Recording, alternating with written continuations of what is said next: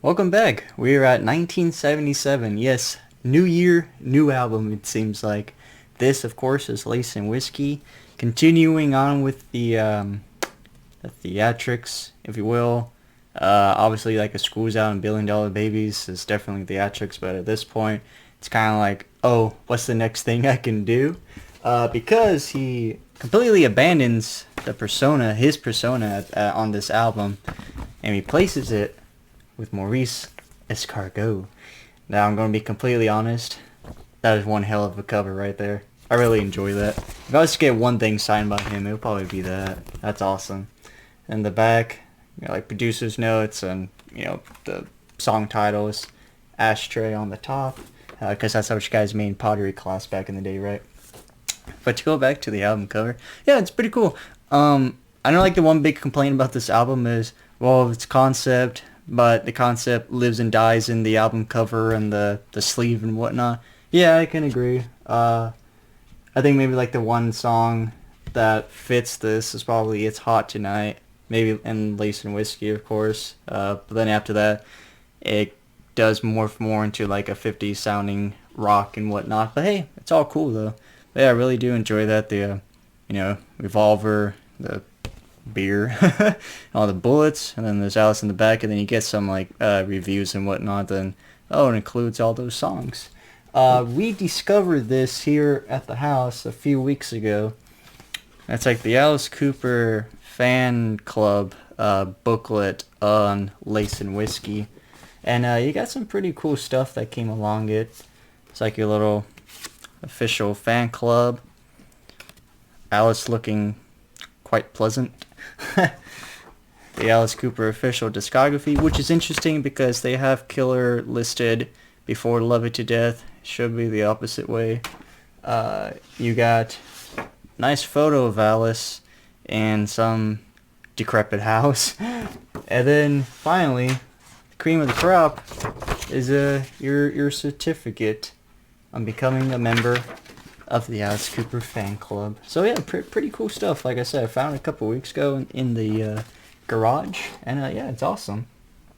And but the album itself, like I said, I know some people kind of give this album crap, but personally, I really enjoy this one. I don't think it would be a top 10 for me, but it'd probably be mid-pack, maybe like a 15 or whatnot. But yeah, I really do enjoy this one, and kicking off the album itself, It's Hot Tonight. I just love the opening of the riff, just the I really do enjoy that one. And the drums are cool too, and the riff, it follows when he sings, so I do enjoy that. If my notes can stay put, but it's got this real it, I'm blanking on the technical term, but I believe it's called like film noir, Noir.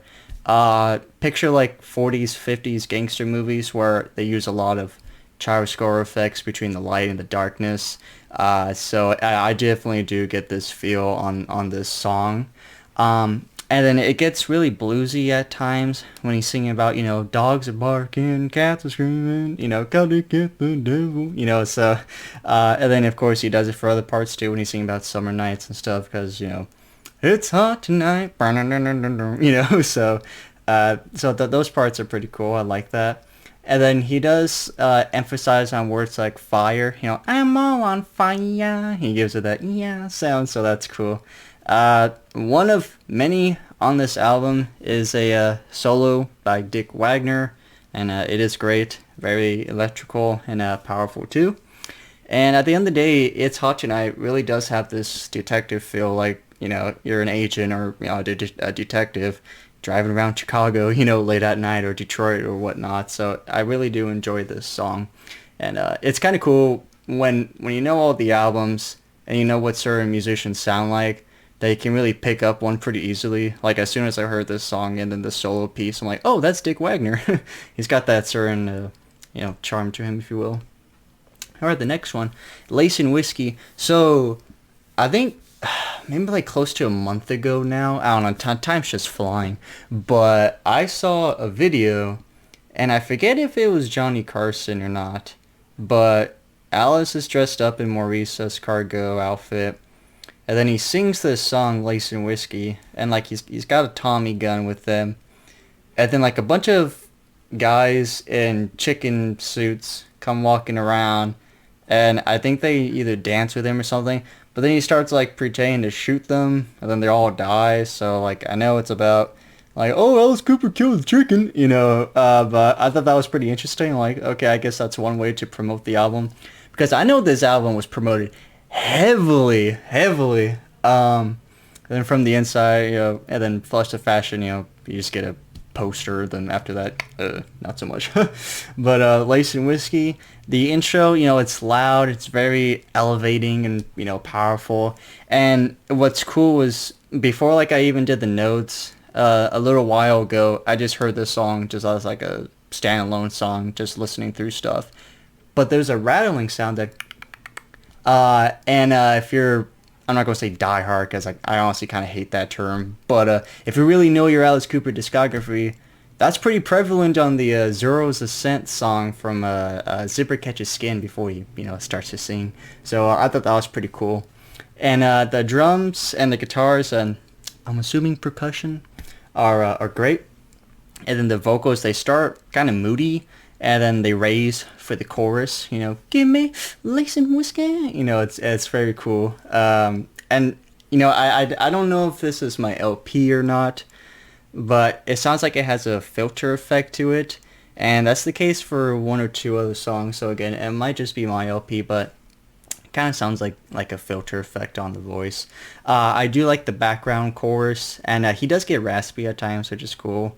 And there are times, like what he said, when he's singing about, you know, lace and whiskey, and you know, be as soft as she can, put a drink in my hand, how much scared as I ever could be. You know, there are times that he does sound afraid, which is cool because, you know, fits with the theme of the song.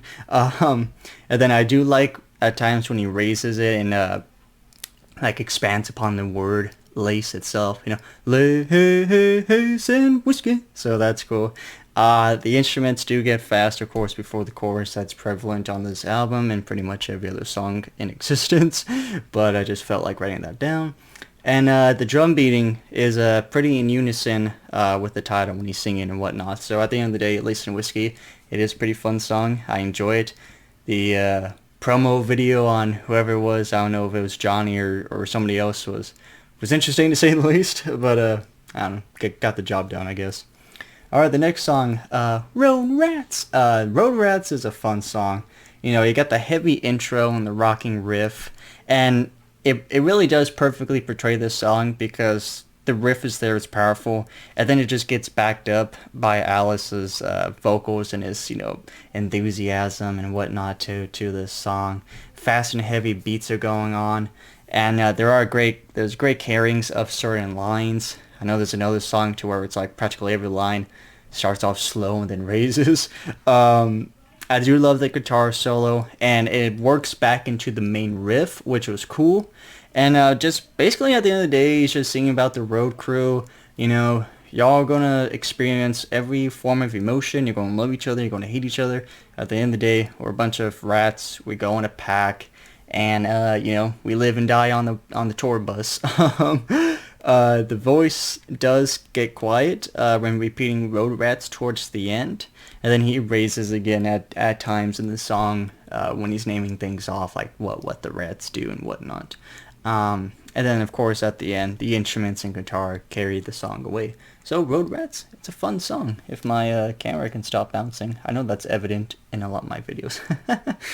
Alright, the next track is Damned If You Do. Damned If You Do. It's got a, you know, if you want to talk about like 50s guitar playing and voice, that's it, as well as a Ooming Snap. But the singing, basically like what I got from the beginning was like, oh, I'm gonna sign my name, you know, at the court. It's like he met a lady, but she has a partner, and then I don't know if they're trying to work something out or not.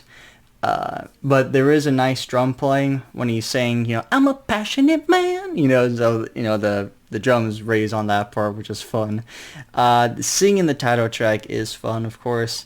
And then there are a couple of piano slides in this track. I did notice that on some other ones too.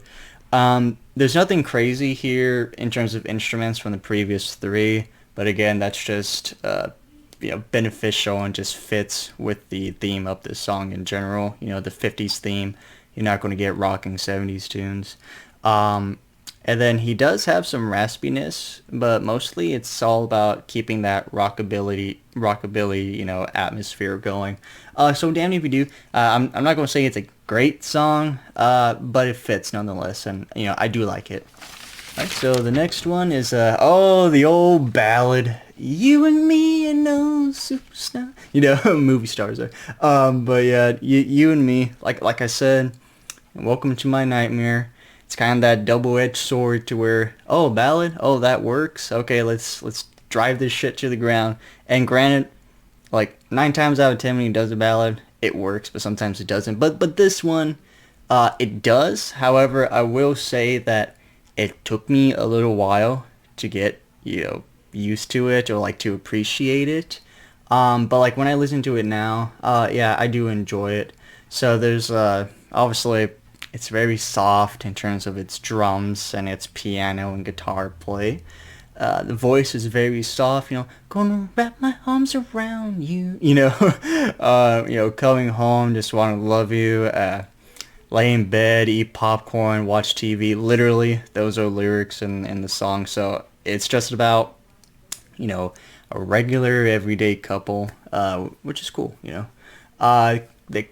his voice does raise when he's talking about heaven. Gonna take you to heaven. And, make my day complete. Choir does come in with Alice Cooper on the title track. You and me ain't no movie star. What we are is what we are. There was nice little drum beats that raised before the chorus, which I like. And then a solo piece with sax and drums. Saxophone on, I didn't even write those songs. That is a beautiful piece, by the way. But voice does raise at times, but again, it maintains that ballad atmosphere. And then, like I said, at the end of the day, it's just about a regular, everyday couple who loves each other and is being together. Before like YouTube decided to purge comments on non-music video songs, this one had like a lot of traction in the comments. I remember like a lot of people saying like, "Oh, this was my wedding song," or I played it for a funeral and whatnot. So it really does speak to a lot of people, and I can completely understand why.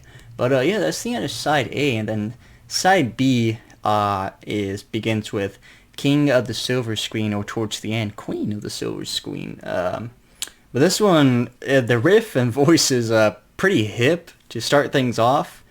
So basically, the day he's like a worker laying bricks down, and then at night, in bed envisioning he's going to be this movie star, Hollywood movies come flashing before my eyes, and then you sing about, I'm going to hang out, share a joke with, Bing Crosby and, Bob Hope. I'm going to fight off King Kong, so it's just stars in his eyes, to say the least. But when he does name off, like certain names and films and actors and whatnot, he does get the raspiness going in his voice, but he does do it soft as well on the song. Awesome, obviously. And then just mostly it's just awestruck. Now this song, I think what elevates it before any other one on this album is that it's two-parter, because there's like whistle and rattling noises, and then like the instruments go and whatnot, and then it kind of stops, and then it picks up in this graduation instrumental, all rise, get your diploma type music, and then there's like a choir going,